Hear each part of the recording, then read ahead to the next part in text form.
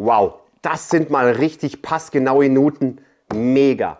Wie ihr euch für eure Oberfräse ein einfaches Stück bauen könnt, hier aus Restholz, wo ihr sowas richtig super sauber fräsen könnt, hier ohne Tisch, das erfahrt ihr in dem Video. Ich wünsche euch viel Spaß.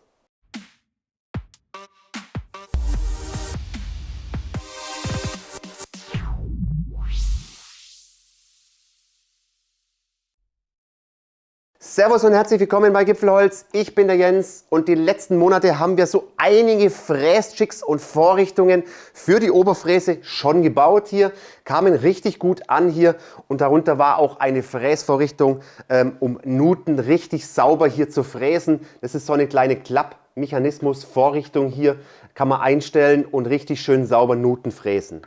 Ich dachte mir aber, jetzt bauen wir uns noch mal was anderes hier, was richtig einfach und total günstiges zum Bauen, um zum Beispiel jetzt hier wieder richtig schöne Nuten zu fräsen, die sowas von passgenau sind, also richtig cool. Lasst euch überraschen, wir starten gleich mit der Bauanleitung und reden nicht um den heißen Brei rum. Viel Spaß beim Schauen. Mit dem Material hier einfach mal an. Ich habe hier noch eine alte Restholz MDF-Platte, ist wirklich super alt hier, 14 mm, die dürfte ausreichen hier. Die Länge könnt ihr ja selber entscheiden, was ihr da hier baut. Wir brauchen noch 4 Sterngriffe und 4 Schräubchen und mehr braucht man eigentlich gar nicht für diese Vorrichtung hier.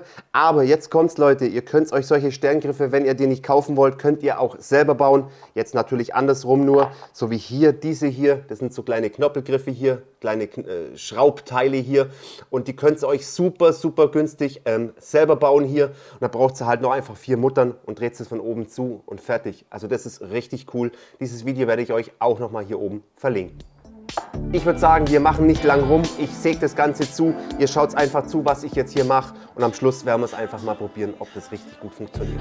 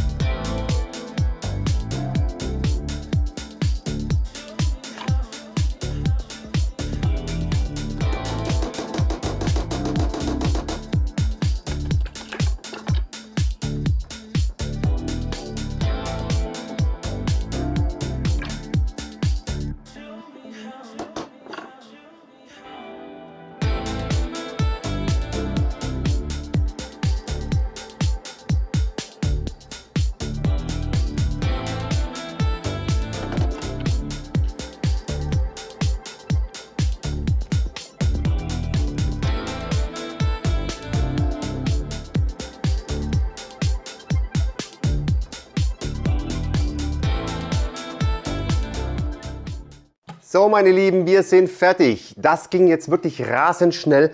Ich möchte euch aber noch einiges zeigen, worauf ihr achten müsst. Und ich habe noch eine Verbesserung reingebracht. Ihr seht es hier vielleicht 2 zusätzliche Löcher hier drin. Das kann man nämlich hier ein bisschen verstellen, hier dieses Teil hier. Denn wenn ich was ganz Dünnes habe, dann kann ich hier ein bisschen enger zusammen kommen. Und wenn ich jetzt was Größeres habe, dann könnt ihr das Ganze einfach einstellen. Ihr könnt es noch weiter machen, dieses Ganze. Ihr könnt die Breite einfach ein bisschen einstellen. Warum habe ich das mit der Breite gewählt? Man kann das ja auch so theoretisch verschieben. Schaut's mal, ich könnte auch ganz außen hingehen und kann das jetzt auch ganz klein machen und wieder ganz groß machen. Aber wem fällt was auf hier? Ich denke mal, euch fällt es auf. Und zwar, ihr müsst ja immer bedenken, wir haben, umso weiter ich jetzt hier zusammen bin, wenn ich jetzt was Dünnes habe, habe ich umso weniger Platz hier zum Fräsen. Also, deshalb müsst ihr schauen, also auf der Seite ganz genauso, ihr seht es ja, ich kann ja dann nur dieses kleine Stück hier fräsen hier. Deshalb müsst ihr schon planen, wenn ihr dieses Teil hier baut, entweder macht es auch so, ein bisschen anpassbar das Ganze hier, oder ihr plant es natürlich von Haus aus schon mal hier um einiges länger hier, damit ihr ja genug Fläche habt zum Fräsen, weil ihr müsst ja immer diesen Winkel hier einberechnen, dass ich dann hier, je nachdem wie groß eure Fräse ist natürlich, da komme ich ja dann praktisch nicht mehr hin, ich komme bloß noch bis hier hin und deshalb ist es so. Wenn man jetzt das hier hochrechnet, dann komme ich viel weiter vor, also wieder so ein Stück länger. Das Ganze ist ganz einfach, ihr braucht jetzt hier nur eure Flügelschrauben nehmen, hier drauf machen und das Ganze dann zuschrauben, oder was heißt zuschrauben. Jetzt nehmt ihr euer Wunschobjekt hier, was ihr gefräst haben wollt, hier zum Beispiel das hier, macht es hier auf, setzt das Ganze hier an, ihr seht es jetzt hier, schön ansetzen und das Ganze zudrehen.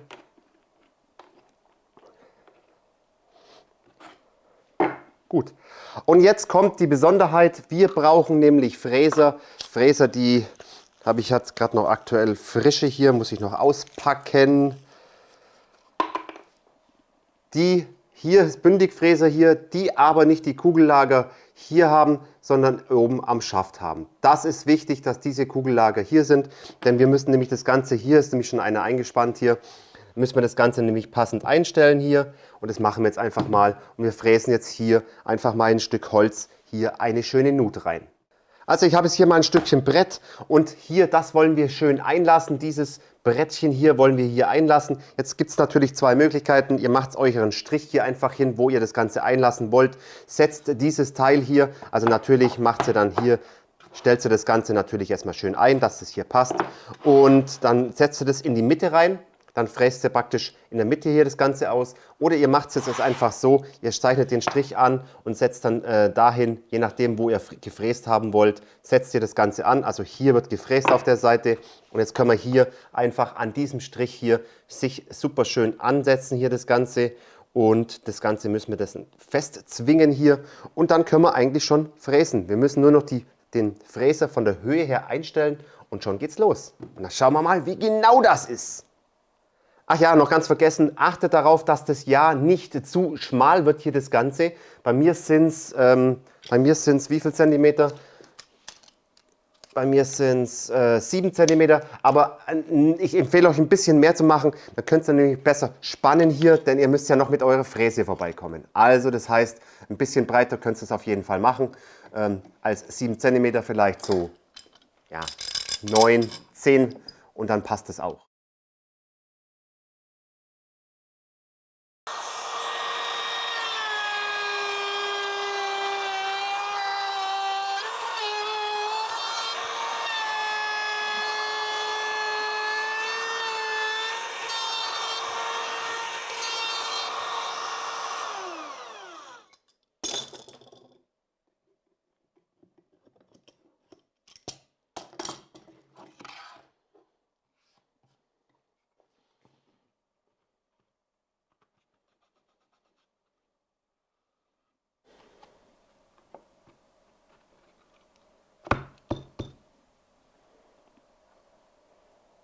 So meine Lieben, jetzt schaut mal, wie genau das auf ein Zehntel genau hier reinpasst. Das ist richtig toll. Also das ist perfekt. Kann man noch verleimen. Fertig. Also das ist sowas von sauber und sowas von genau gefräst. Echt gigantisch.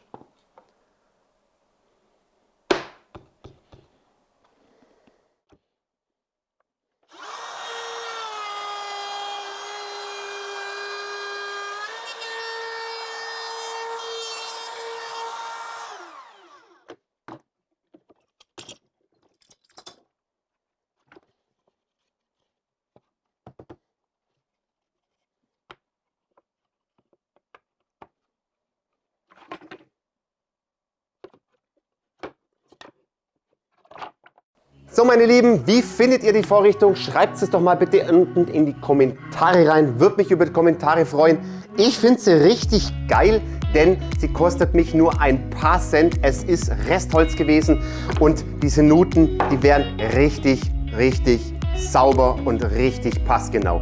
Also das ist richtig cool. So Leute, aber ich gebe euch jetzt noch 2 Tipps. Bitte beachtet die. Achtet bitte auf die Länge, denn ihr wisst ja, wenn ihr mit der Fräse hier drüber fährt, ihr kommt es nicht ganz ran, je nachdem, wie ihr das Ganze verdreht hier. Deshalb plant immer ein bisschen länger ein, je nachdem, wie ihr es braucht. Und vor allem diese Stege hier. Diese Stege macht sie auch breit genug, je nach Fräse, die ihr habt, denn ihr müsst ja noch dran bedenken, dass ihr das Ganze festspannen müsst. Und deshalb würde ich jetzt einfach mal an eure Fräse gucken. Und das sind jetzt hier 7 cm, die reichen aus, aber 9 cm wären jetzt doch ein bisschen besser gewesen. Also das ist überhaupt kein Stress, könnt ihr ja planen, wie ihr wollt. So, wir sind jetzt am Ende des Videos. Ich hoffe, euch hat das Ganze gefallen. Es gibt da noch ganz viele andere Fräs-Chic-Vorrichtungen. Die könnt ihr euch einfach nochmal anschauen. Hier gibt es unten eine Playliste oder schaut einfach mal auf dem Kanal vorbei. Würde mich freuen. Lasst einen Daumen da, lasst ein Abo da, wenn ihr das noch nicht gemacht habt. Abonniert die kleine Glocke, dann verpasst ihr auch keine Fräsvorrichtung oder nichts mehr von Gipfelholz. Ich würde sagen, schöne Grüße aus dem Allgäu. Bis demnächst.